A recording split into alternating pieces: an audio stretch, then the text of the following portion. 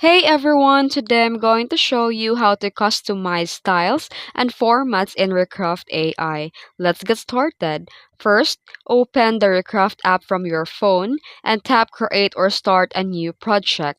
Then here, choose a preset style. Before or typing your prompt, tap the Style or Preset button and you'll ready to make styles like a 3D illustration, vector, anime, watercolor, pixel art, minimalist line art, and more. Tap 1 instantly to apply it. Then here you can select aspect ratio. Below or beside the prompt box, tap aspect ratio and choose from the options like 1 is to 1, which is for square, 16 is to 9 is landscape, 9 is to 16 is portrait, 4 is to 5 or 3 is to 4 is for Instagram. And this changes the canvas size for your generated image.